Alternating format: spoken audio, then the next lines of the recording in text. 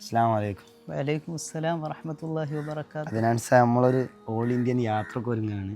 മാഷാ അല്ലാ. യാത്രൻ്റെ തീം എന്ന് പറയുന്നത് നിലവിൽ കേരളത്തിന് പുറത്തുള്ള ദഅവാ പ്രവർത്തനങ്ങൾ, അവിടുത്തെ സാഹചര്യങ്ങളൊക്കെ കണ്ടറിയാനും പഠിക്കാനും വേണ്ടിയിട്ടുള്ളൊരു യാത്രയാണ്.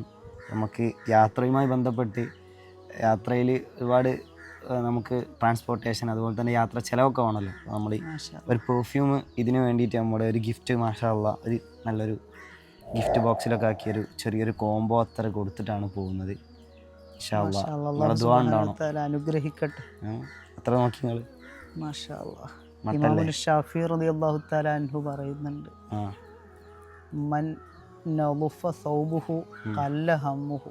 നല്ല വൃത്തിയുള്ള വസ്ത്രം ധരിച്ചാൽ അവൻ്റെ എല്ലാ ടെൻഷനും നീങ്ങും. അതേപോലെ തന്നെ ഒമൻ ത്വാബ റീഹുഹു സാദ അഖ്ലുഹു. നല്ല വാസന നമ്മുടെ ബുദ്ധിവർദ്ധനത്തിന് കാരണമാണ്. ബുദ്ധി വർദ്ധിക്കും, നല്ല വാസന ഉണ്ടാവും. അപ്പോൾ സുഗന്ധം, മുത്തനബി സല്ലല്ലാഹു അലൈഹി വസല്ലമ തങ്ങൾ വല്ലാതെ ഇഷ്ടപ്പെട്ട സാധനമാണ് സുഗന്ധം.